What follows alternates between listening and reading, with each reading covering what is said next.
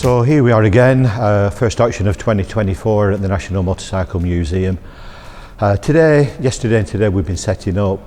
Public can come in from 12 to 6 on the Tuesday now. So quite a lot of people have turned up to have an early look at the bikes. We open the doors at 9 o'clock tomorrow morning, the actual auction day.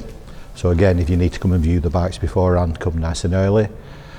The scooter section starts at 11 o'clock and the motorcycle section at 1 o'clock.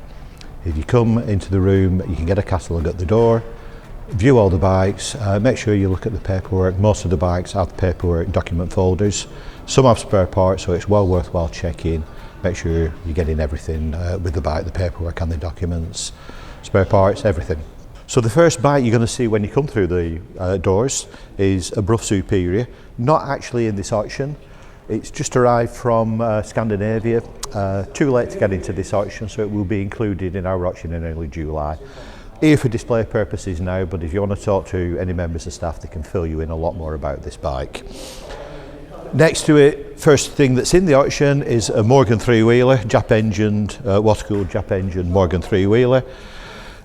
One of them interesting vehicles, not mint, it's not show winning, but very honest. One of those things you need to leave it as it is and just use it. So that's lot number 300. I said the first thing you will see when you come in. After that, if you look around the room, essentially in the foyer we have Guerre de Fort bikes, which generally means pre-war. Again, lots of names, some names that are not that familiar. If you look around here, obviously Douglas is a well-known name, but fore and aft flat twin, so an interesting different design there. Couple of bikes here from the same vendor. There's an Ariel, I think that's early 30s, Ariel single. Vendor and his wife did a lot of long runs on that bike. It actually comes with a sprung saddle that his long-suffering wife must have sat on the back and done some serious vintage runs on that. Rally next to it, again a name that people think push bikes with Rally straight away, but they did make motorbikes. Late 20s, I think that one, really nice condition and a bike that was restored to use. This particular bike, lot 244, is a KSS, so it's an overhead cam engine. After the war, Velocet took a step backwards and went back to cheaper to produce pushrod engines. So in its day, that would have been a very sporty bike, the basis of the KTT race bike that would have won world championships. Again, a couple more Velocets. This one here, Francis Barnett. People think Francis Barnett cheap, lightweight, 1960s Villiers engine bikes. Pre-war, interesting bike to look at. A lot of pressed steel parts on this bike, quite avant-garde in its day, and a good looking bike now. I think it's late 30s. Again, reserved, I think, are estimated at 2,500 to 3,500, something like that. So a nice affordable bike that will stand out from the crowd. So we've moved into the main room now, where we have most of the bikes, and the actual auction takes place in this room. We try and separate things into some sort of theme, like we had the Guerre de Fort pre-war section before. This section at the top of the room is essentially, we say European, there is one American bike in there, a couple of British bikes, lots of Italian bikes of course, some German. This front line here, classic Ducatis, the first bike, very rare bike, a Ducati 851 SP3. Only 500 of these were made. This is number 424, I think. Fully restored a few years ago. You know, you never like saying this, but it looks as good as new. Everything about it looks pristine and perfect. Next to it, a couple of cheaper Ducatis, more affordable Ducatis. The yellow one is a 900 SS and the red one is a 600 SS.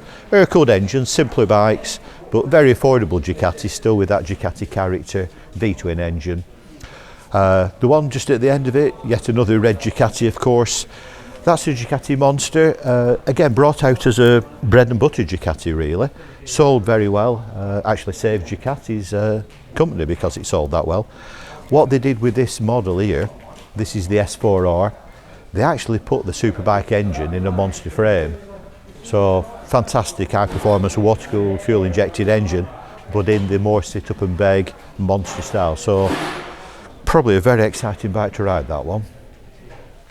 So this is more of a competition bike standard. 1950s, I think it could even be late 40s, Giulia Saturno. Would have started life as a road bike. The story behind this bike is it went to Argentina, it would appear. A lot of Italian bikes went over to Argentina. and was raced over there, eventually made its way back over here. It is actually road registered, it's got a V5, but it is essentially a competition bike, is that one. Moving across here, a smattering of trials, motocross and road race bikes. Really beautiful RM250.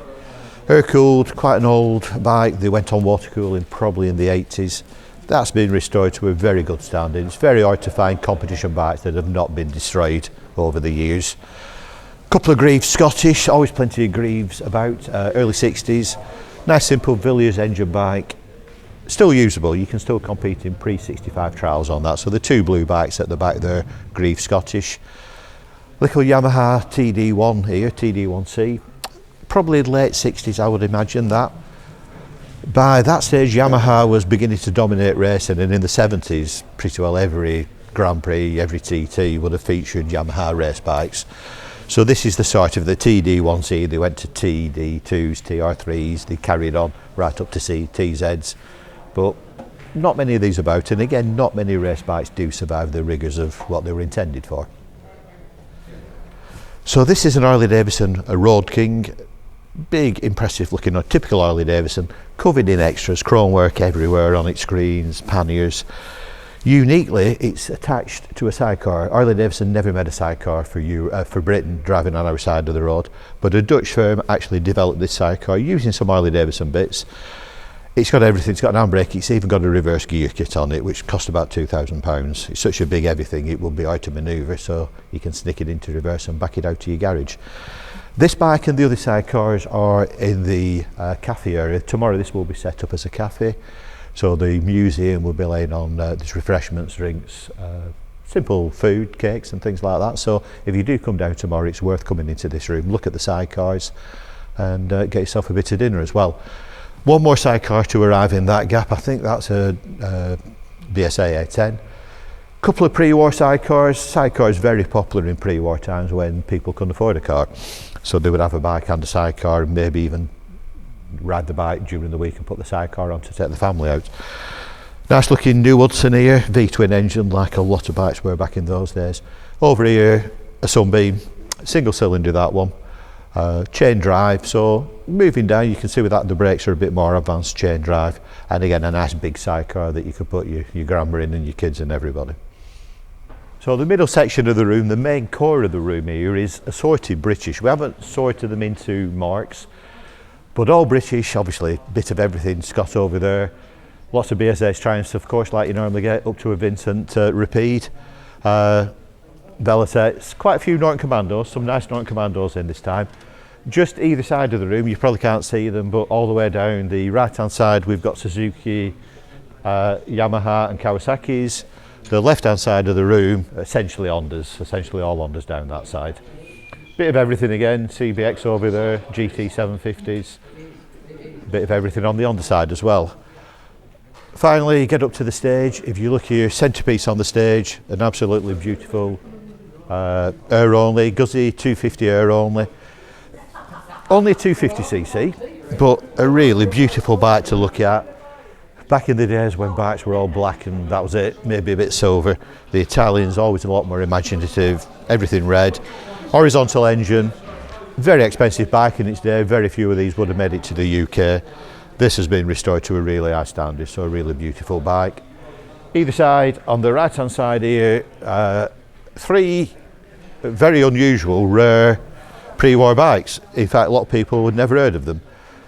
Starting off with the Riley. Again, most people would never imagine Riley made motorbikes. Thorman, if I'm being honest, I'd never even heard of that one. I think it's French.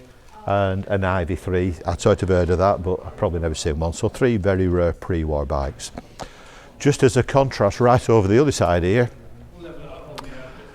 we have three modern classics. So first of all, Ducati 998, the classic 916 shape. In between, Aprilia RSV4, at the end, MV Agusta F4. Probably, certainly the MV and the Ducati are recognised as being the best looking bikes in the world, I would say, in recent years. You've got to say the RSV4 Aprilia holds its own against those two bikes. None of them that old, they're probably late 90s, early 2000s, but certainly very usable bikes and certainly future classics. The auction's tomorrow then. We open the doors at 9 o'clock, so if you want to come and view the bikes, like we said before, come nice and early, have a good look at the bikes. There's a lot of bikes to look at with everything from 1904 up to 2017. Always make sure you look at the paperwork that goes with the bikes, that's important. The scooter section will start at 11 o'clock, we'll have a brief break after that, and the motorbikes will start at 1 o'clock. So it'll take all afternoon to get through quite a lot of lots. You can attend the auction in person, obviously that's by far the best way of doing it. If you can't make it in person, you can register on our website. If you go to www.h&h.co.uk, all the instructions are on there for you to register. That would allow you to bid online.